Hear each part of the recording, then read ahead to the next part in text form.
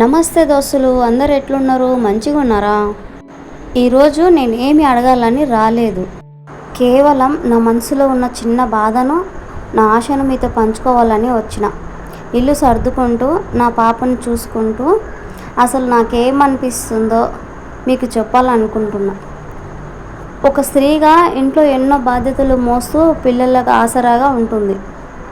పిల్లలను చూసుకుంటూ నేనేదో ఒకటి సాధించాలని, నలుగురిలో మంచి గుర్తింపు తెచ్చుకోవాలని ఈ చిన్న ప్రయత్నం చేస్తున్నానబ్బా. కానీ ఒక్కొక్కసారి మనం పడే కష్టం ఎవ్వరికి కనిపించదు. కష్టపడే పైకి వస్తుంటే చూసే వాళ్ళకి అది గొప్పగా అనిపించదు. నీకెందుకు ఈ వేషాలు, నీకెందుకు ఈ వీడియోలు అని ఎంతోమంది నన్ను ఎగతాళి చేస్తుంటే ఆ బాధ ఎవరికి చెప్పుకోవాలో నాకు అసలు అర్థమవుతలేదు. నాలో నేను ఎంత కుమిలిపోతున్నానో నాకు మాత్రమే తెలుసు. ఎవరైనా ఏమన్నా అనని భయపడి ఆగిపోతే నా పిల్లల భవిష్యత్తు కోసం నేను సాధించాలనుకున్న లక్ష్యాన్ని నేను చేరుకోలేనేమో అనిపిస్తుంది. అందుకే ఆ బాధను దిగమింగుకొని నా మనసులో ఉన్న కోపాన్ని, ఆవేదనని ఇట్లా సర్దుకుంటూ నా పనులన్నీ చేసుకుంటున్నా. చూడండి దోస్తులు, మనిషికి కష్టం వచ్చినప్పుడు మనసు చాలా అశాంతిగా ఉంటుంది. కానీ ఇలా ఇల్లు సర్దుకోవడం, పనులు చేసుకోవడం వల్ల మనసు కాస్త కుదుట పడుతుంది. ఈ పనుల మధ్య నేనేదో ఒకటి నేర్చుకోవాలని, నా కాళ్ళ మీద నేను నిలబడాలని పడే ఈ తపనబ్బా. ఇది ప్రతి ఆడబిడ్డకి కష్టం లాంటిదే కదా. ఎగతాళి చేస్తే ఏమొస్తుంది?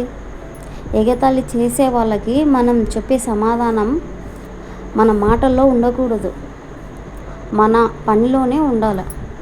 ఆ నమ్మకంతోనే నేను ప్రతిరోజు కొత్త ఉత్సాహంతో ముందుకు అడుగు వేస్తూ ఉంటాను. నా ప్రపంచం అంతా నా పిల్లలే, నా బంగారం, నా పాపను చూసుకుంటూనే నా అలసట అంతా మర్చిపోతుంటా. తను ఆడుకున్నప్పుడు, పడుకున్నప్పుడు, తనతో ముచ్చట్లు పెట్టినప్పుడు నాకు ప్రపంచం గుర్తొచ్చేంతగా ఇచ్చేస్తుంటే నా పాప, నా పిల్లలు. తన నవ్వు, తన ముద్దు చేష్టలు, ముచ్చట్లు చూస్తుంటే నేను పడే కష్టం అంతా ఒక ఇదైపోతుంటుంది నాకు. కష్టాల్లో ఉన్నప్పుడు ఈ చిన్న ప్రాణులు ఇచ్చే ధైర్యము వేరే దేనికి రాదు. పాపను చూసుకుంటూ ఇలాంటి పనులు చేసుకుంటూ నేను నా కలలను కూడా నిజం చేసుకోవాలని నిరంతరం నేను ప్రయత్నిస్తూనే ఉంటానబ్బా. నాకు తెలుసు నా ప్రయాణం ఇప్పుడే మొదలయ్యిందని. ఎవరైనా విమర్శలు చేసినా, నన్ను ఎగతాళి చేసినా నా గమ్యం వైపు నేను నడుస్తుంటూనే ఉంటాను. ఈరోజు నేను ఇక్కడి వరకు వచ్చానంటే అది మీ వల్లే. 122 మంది కుటుంబ సభ్యులు నాకు తోడుగా ఉన్నారు. మీరు ఇచ్చే ప్రతి చిన్న లైక్, మీరు చేసే ప్రతి సబ్స్క్రైబ్ నాకు కొండంత ధైర్యాన్ని ఇస్తుంది. నేను ఏదో ఒకటి సాధిస్తాను, ఆ నమ్మకం నాకుంది. మనమంతా కలిసి ముందుకు సాగుదాం. ఈ చిన్న ప్రయాణంలో నాకు తోడుగా ఉంటారని నేను మనస్ఫూర్తిగా కోరుకుంటున్నాను. మీరు ఇచ్చే ఈ చిన్న సపోర్టు నాలాంటి ఎంతోమంది ఆడబిడ్డలని ధైర్యాన్ని ఇస్తుంది. రేపటి వీడియోలో ఇంకా కొత్తగా, ఇంకా మంచి మంచి వీడియోలు తీయడానికి నేను ప్రయత్నిస్తూ ఉంటాను. నేను అలా ప్రతిరోజు ఏదో ఒకటి తీయాలని ప్రయత్నిస్తూనే ఉంటున్నాను. కానీ కొంతమంది నన్ను ఆపనీకే చూస్తున్నారు, నన్ను ఎగతాళి చేస్తూ ఉంటారు, నన్ను ఇబ్బంది పెట్టనీకే చూస్తూ ఉంటారు. నా వీడియోలు చూసి నవ్వుకుంటున్నారంట. నవ్వుకున్నంత మాత్రాన నేనేమి బాధపడను.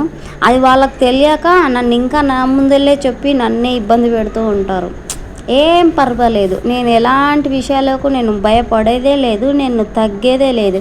ఎందుకంటే ముఖ్యమైన విషయం ఏంటంటే నాకు సపోర్టుగా ఉన్నది ఎవరో కాదు, నా భర్త నాకు సపోర్టుగా ఉన్నారు.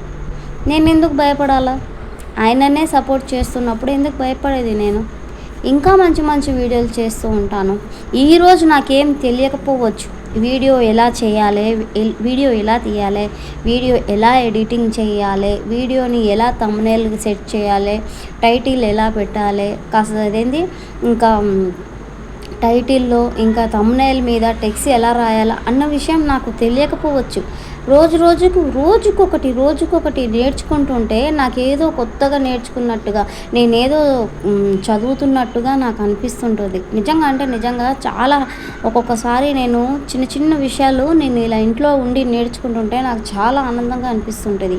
మీకొక విషయం చెప్పనా? నాకు టైలరింగ్ అంతగా రాదు. అయినా సరే నేను యూట్యూబ్‌లో వీడియోలు చూస్తూ నేను టైలరింగ్ నేర్చుకుంటున్నాను. ఇంకేం కావాలండి ఆడపిల్లకి? ఇంట్లో ఉండి ప్రతీదీ నేర్చుకుంటుంది. ఈరోజు ఇంట్లో ఉన్నానేమో, రేపు చాలామందికి నా గురించి తెలుస్తుంది. అవునా కాదా? ప్రతి ఆడబిడ్డకి సపోర్ట్ చేయండి. ఎవ్వరు ఇంటికి ఈ కిచెన్‌కి పరిమితం కాకూడదు. అవునా? నా ఈ వీడియో మీకు నచ్చినట్లయితే లైక్, షేర్, సబ్స్క్రైబ్ చేయండి. మళ్ళొక వీడియోతో మీ ముందు ఉంటా. మళ్ళా బాయ్.